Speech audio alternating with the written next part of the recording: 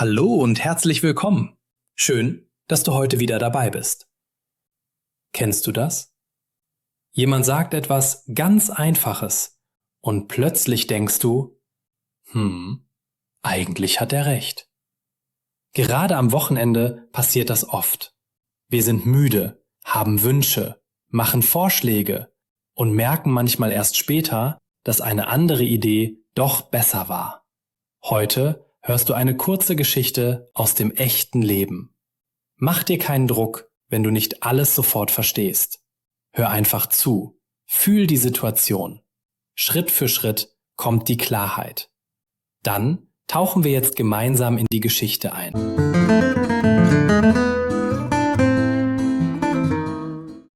Ich bin diese Woche so müde. Ich wünschte, ich hätte heute gar keine Termine. Das kann ich gut verstehen.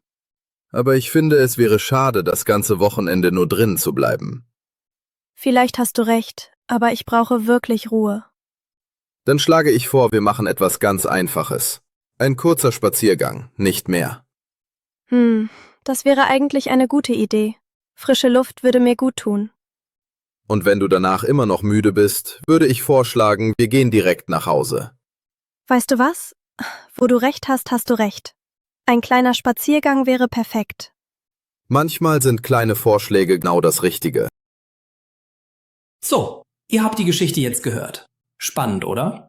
Keine Sorge, wenn ihr nicht alles gleich verstanden habt. Um euch zu helfen, haben wir die wichtigsten Wörter aus der Geschichte herausgesucht und erklären sie einfach und verständlich. So könnt ihr sie sofort in echten Situationen verwenden. Lasst uns gemeinsam die Vokabeln entdecken.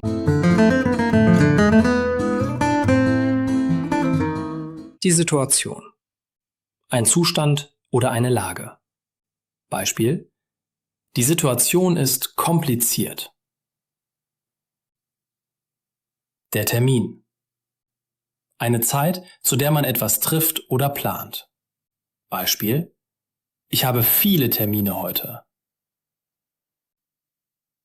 Tauchen. Unter Wasser gehen.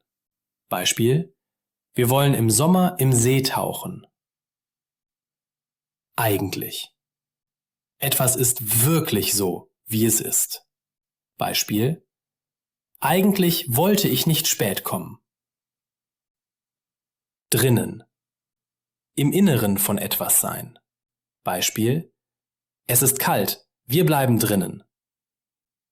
Schade. Etwas ist traurig oder nicht ideal. Beispiel: Schade, dass du nicht kommen kannst. Vorschlagen. Eine Idee geben, die jemand machen kann.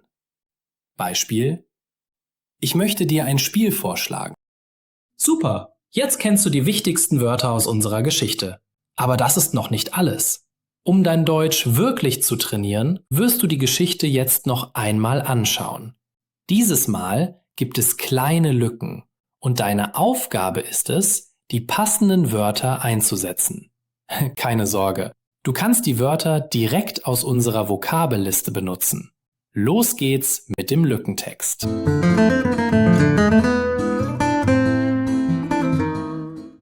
Ich bin diese Woche so müde.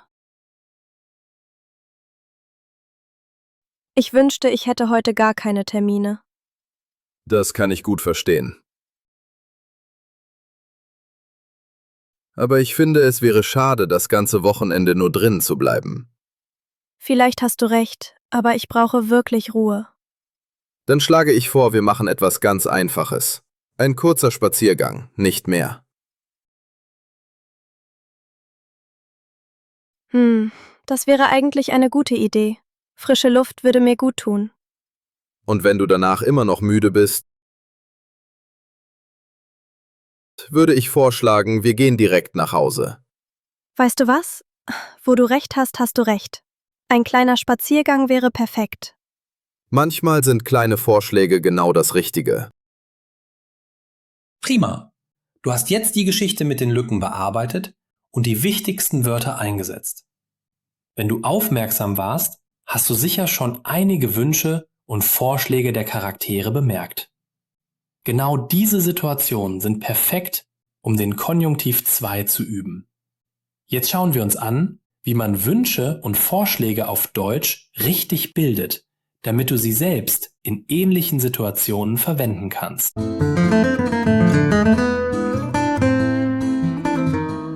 Konjunktiv 2 für Wunsch und Vorschlag. Fangen wir zuerst mit dem Wunsch an. Wenn wir über einen Wunsch sprechen, geht es oft um etwas, das im Moment nicht so ist, wie wir es gern hätten. Genau das sehen wir bei Mila. Sie ist müde und sagt, ich wünschte, ich hätte heute gar keine Termine. Damit macht sie klar, die Termine sind da, aber innerlich möchte sie etwas anderes. Für solche Wünsche benutzen wir im Deutschen sehr oft den Konjunktiv 2 mit Wörtern wie wäre oder hätte. Diese Formen helfen uns zu zeigen, dass es um eine Vorstellung oder einen Wunsch geht und nicht um die Realität. Wenn Mila ich hätte sagt, klingt das ruhig, ehrlich und nicht dramatisch. Der Zuhörer versteht sofort, das ist ein Gedanke, kein Fakt. Jetzt schauen wir uns genauer an, welche Wörter wir dafür brauchen. Bei Wünschen benutzen wir häufig wäre und hätte. Wäre kommt von sein und hätte kommt von haben. Zum Beispiel sagt man, es wäre schön, mehr Zeit zu haben oder ich hätte gern ein freies Wochenende. Diese Formen sind sehr typisch für Wünsche im Alltag und man hört sie ständig. Jetzt gehen wir einen Schritt weiter und schauen auf Vorschläge. Ein Vorschlag ist etwas anderes als ein Wunsch.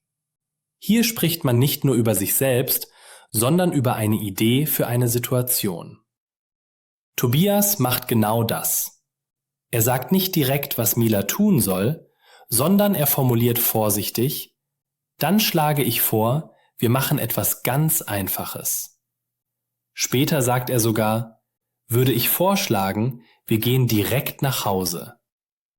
Hier kommt das Wort würden ins Spiel. Würden benutzen wir im Konjunktiv 2, um Vorschläge höflich und weich zu machen. Anstatt zu sagen, wir gehen nach Hause, sagt Tobias, würden wir nach Hause gehen. Dadurch klingt der Satz freundlich und offen. Mila fühlt sich nicht gedrängt, sondern verstanden. Ganz wichtig ist dabei das Gefühl. Der Konjunktiv 2 mit wäre, hätte und würden zeigt Rücksicht. Er sagt nicht, so ist es. Er sagt, das ist eine Idee, ein Wunsch oder ein Vorschlag. Genau deshalb ist diese Grammatik so wichtig für echte Gespräche im Alltag. Du kannst dir merken, für Wünsche benutzen wir oft wäre und hätte. Und für höfliche Vorschläge benutzen wir sehr gern würden. So klingen deine Sätze natürlich, freundlich und passend für Gespräche mit anderen Menschen. Beispiele aus Alltag. Schauen wir uns jetzt ein paar Beispiele an, damit du ein Gefühl dafür bekommst, wie der Konjunktiv 2 bei Wünschen im echten Leben klingt. Dann üben wir das jetzt gemeinsam. Ganz so, wie es im echten Alltag passiert. Stell dir vor, du bist im Gespräch und möchtest freundlich reagieren, ohne direkt oder hart zu wirken. Jemand fragt dich zum Beispiel, du wirkst heute gestresst? Was brauchst du gerade? Dann könntest du ruhig antworten, es wäre schön, heute etwas mehr Ruhe zu haben.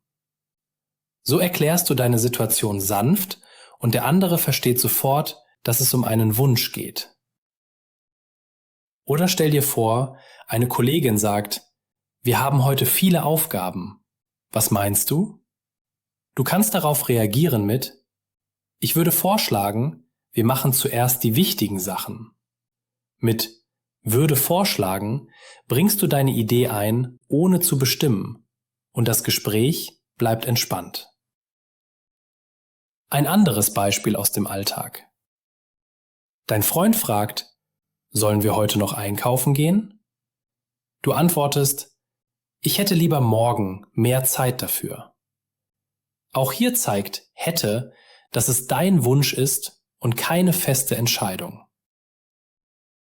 Wenn du solche Fragen und Antworten übst, merkst du schnell, der Konjunktiv 2 hilft dir, ehrlich zu sein und gleichzeitig freundlich zu bleiben.